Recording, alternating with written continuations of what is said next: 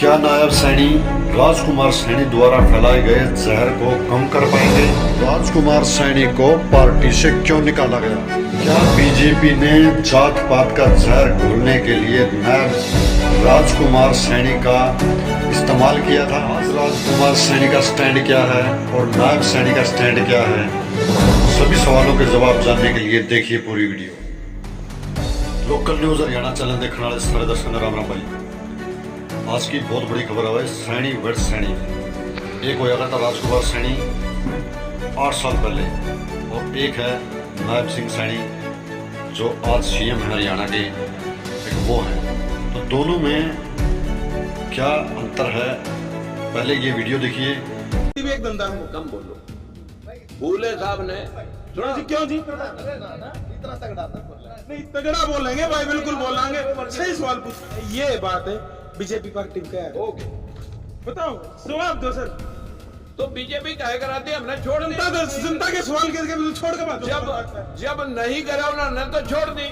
नहीं बोलते आराम से। नहीं एक मिनट बात नहीं बताओ तो हम तो सवाल कर रहे हैं, तो सवाल का जवाब दे दिया। तो है जी गेल बैठ लिखो आज हो मैं मैं सवाल पूरे पूछ लूं। चलो भाई आजा आजा भाई। हमेशा दलित पिछड़े की बात करे जाओ, करया के आज तक आपने आप एमपी रह लिए। आपने करया के करके दिखा कि मैं करया तो होगा। ब्राह्मणा के खिलाफ आप बोलने लग रहे हो, भगवाना के खिलाफ आप बोलने लग रहे हो, जाटा के खिलाफ आप पहले हो। जाट आंदोलन में आपका कुछ छवि सी बनी है, अगर जाटों के खिलाफ है, ब्राह्मणों के खिलाफ है, और आप बना रहे हो राजनीतिक पार्टी वाले तो इकट्ठा चलना चाहिए। आप जो दो बड़े समाज हैं उनके खिलाफ आप होगे। लोगों को अंधविश्वासी बना करके इस देश को गर्त में उतार रहा है अंधविश्वास के जरिए अपनी रोटी ठगने के लिए। मैं उस मनुवाद एक मिनट जी बाबू जी आराम से, हमने पर्सन कर लेने दो किया कि जो धर्म किसी को नीच और अपने आप को श्रेष्ठ बनाता हो, धर्म नहीं धंधा। दोस्तों, आपने ये वीडियो देख ली होगी और आपने देखा होगा 8 साल पहले राजकुमार सैनी ने खट्टर साहब के कहने पे कितना बड़ा जहर घोड़ा था जाति पाति के प्रति। यानी राजकुमार सैनी ब्राह्मणों के खिलाफ भी बोलते थे और जाटों के खिलाफ भी बोलते थे। जाट आंदोलन हुआ 2016 में और उसी के चलते राजकुमार सैनी ने नारा दिया 35-1 का, यानी 35 बिरादरी एक साइड और जाट बिरादरी एक साइड। यानी कि जात पात का जहर घोलने में बीजेपी का उतना ही हाथ है जितना राजकुमार सैनी का हाथ है। और सवाल ये खड़ा होता है कि जो जहर 8 साल पहले घोला गया था, आज भी उसका अंश लोगों में दिखाई देता है। आज तक वो जहर मिट नहीं पाया है। मगर सवाल ये है कि क्या नायब सैनी जैसे ही मुख्यमंत्री बने हैं, क्या इस जहर को खत्म कर पाएंगे?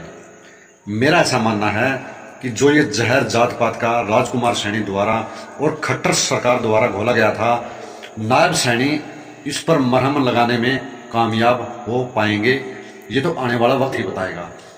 लेकिन जानकारों का मानना है जैसे ही नायब सैनी दूसरी बार मुख्यमंत्री बने हैं और जैसे ही किसानों और जाटों के प्रति उन्होंने वफादारी और भाईचारा दिखाया है, उस हिसाब से अगर हम देखें तो नायब सैनी जात पात के जहर के ऊपर मरहम लगाने का काम कर सकते हैं।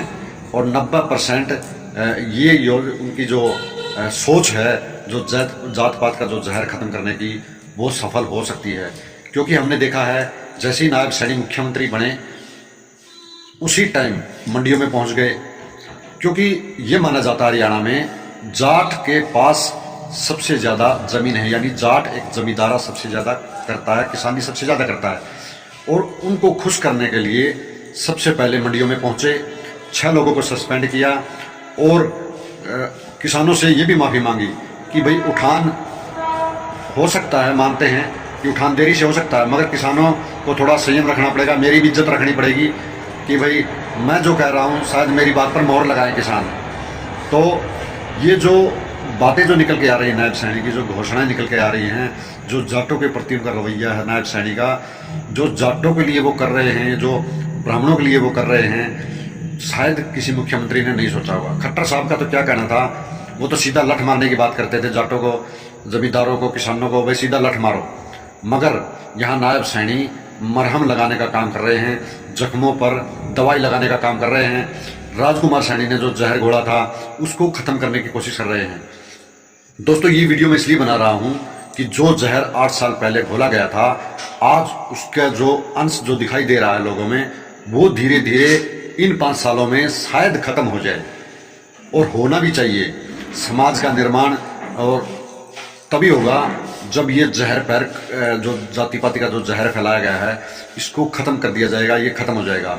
एक हमारा जो जैसा पहले जैसा हरियाणा था वैसे ही हरियाणा दोबारा हो जाएगा। तो दोस्तों ये जो सिस्टम जो राजकुमार सैनी ने जो बनाया था वो बीजेपी के कहने पे बनाया था, खट्टर सरकार के कहने पे बनाया था। भी हरियाणा में जाति पाति का जहर घोल दो, बाद में सरकार तुम्हारी बनती रहेगी, क्योंकि 35 बिरादरी की भाई जो वोट बैंक है वो अकेले जाटों से ज़्यादा है। तो इसलिए इन्होंने जहर घोला था कि जिंदगी भर तुम्हारी सरकार नहीं जाएगी, और ये कामयाब भी रहे। मगर अब कामयाबी दूसरी साइड से दूसरी तरीके से मिलेगी नायब सैनी को, क्योंकि जो 35 बिरादरी थी वो तो इनके साथ हैं ही, लेकिन जाट बिरादरी का भी दिल जीतने का काम नायब सैनी कर रहे हैं।